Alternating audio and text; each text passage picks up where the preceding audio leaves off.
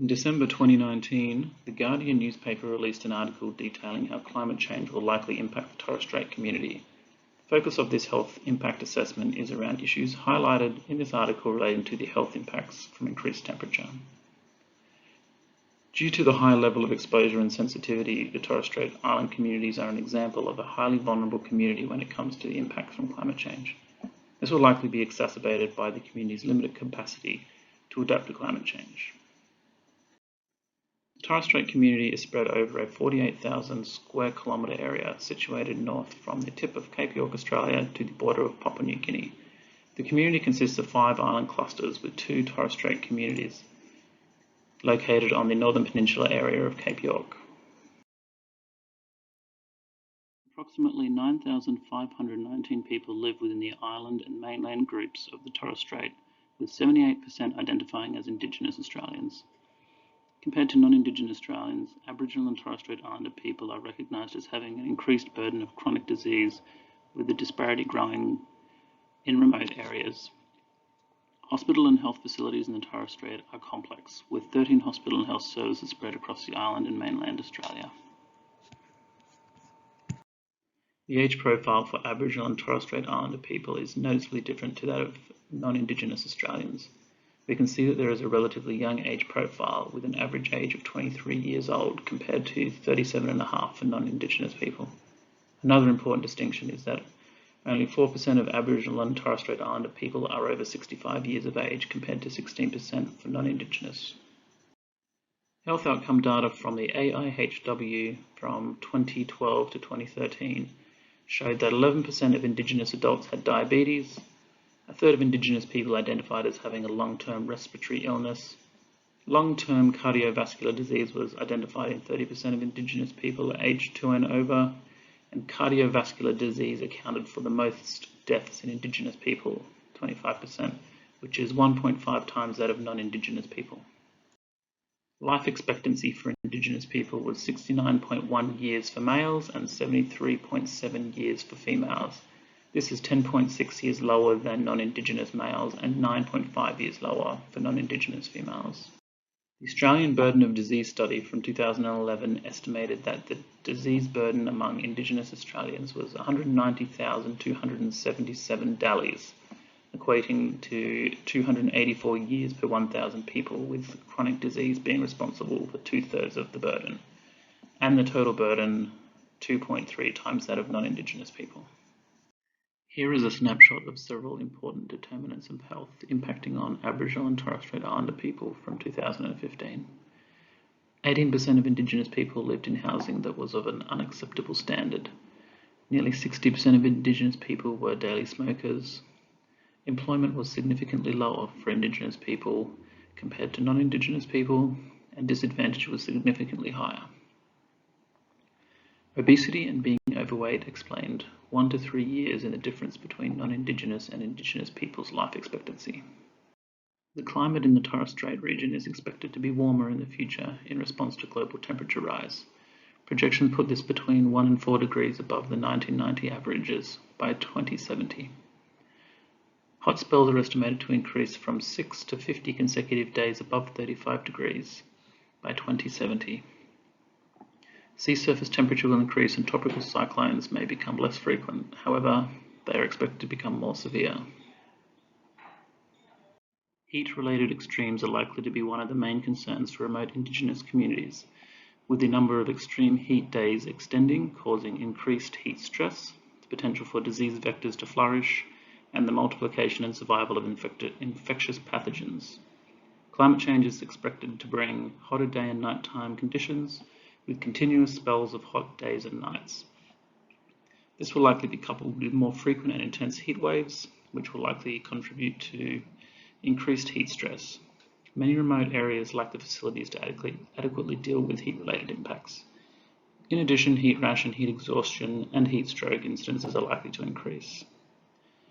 These factors will impact those who have poor health, poor fitness, the young and the elderly. Indirect impacts from increased heat may include increased occurrences of communicable diseases such as bacterial diarrhea and vector-borne diseases such as dengue fever. This could be particularly pronounced due to house overcrowding.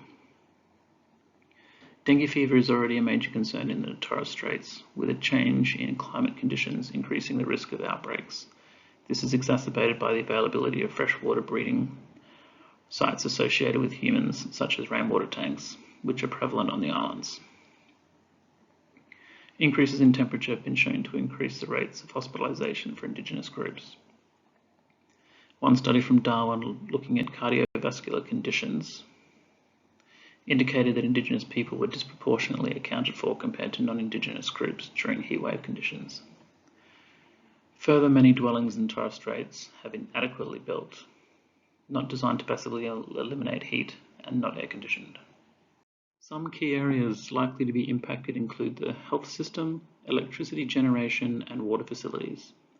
Impacts on the health system can be influenced by external factors such as hotter temperatures that may increase demand for services. With increases in temperature associated with climate change, there is likely to be a greater risk from blackouts impacting areas such as community health facilities. Examples of impacts may include disruption to lighting and vaccine storage, for example, as well as impacting on the storage of fresh food. Power is also needed for communication, and the reliability of backup generation is a known issue in the communities. Water structures are a further example of how increased temperature associated with climate change may impact Torres Strait communities, as inadequate water infrastructure is common. The increase in temperature may increase the risk from waterborne diseases and parasite infections. Due to pre-existing socio-economic and health problems, there is an identified lack of adaptive capacity in many remote Indigenous communities. This will impact by reducing the community's resilience to climate change.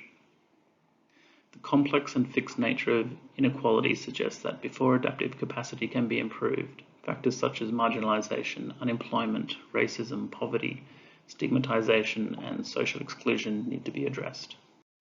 Further social issues within many remote Indigenous communities stemming from profound government neglect and mismanagement have increased the rates of many social ills such as diabetes, suicide, and basic treatable diseases.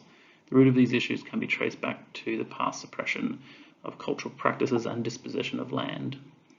Risk factors from climate change will exacerbate these issues. Perceptions of health differ between Indigenous people and non-Indigenous people. Connections to land, a place of identity, ancestry, language, livelihood, and community connection, is likely a major determinant of health for these communities. If these connections become sick, the people may also feel a sickness themselves. The most vulnerable groups in the Torres Straits include those with chronic disease, the sick or frail, and people with low socioeconomic status. As chronic disease tends to impact the Torres Strait community earlier in life than that of people from other parts of Australia, and with earlier progression of disease, there is a greater proportion of people in the community at risk from heat-related health issues and who will become reliant on the health system generally. People who are from low socioeconomic backgrounds may further be impacted as they may not be able to escape the hazard. The cost of air conditioning, for example, may be out of their reach. From the available literature, there are several key findings to mitigate some of the issues posed from temperature increases that are associated with climate change. The focus for Indigenous health and well-being may need to be more holistic and include not just individual people's health, but the health of the land, culture, and community. As outlined in the Garnett Review, more funding for primary healthcare programs, doctors, nurses, cross-cultural training, and preventative health facilities may help in lowering the burden of disease. Further investment in areas such as water supply, telecommunications, electricity, housing, and education about chronic health problems is needed. Finally, more research is needed from tropical locations to fully understand the health impacts from heat-related health issues. More data about the links between climate change and health is required, especially in the Torres Straits.